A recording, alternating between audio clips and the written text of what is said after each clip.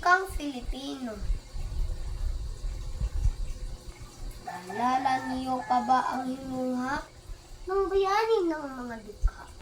Ang hindi magmahal sa sariling wika ay higit pa sa hayop at malansang isda. Ating mahalin ang sariling wika.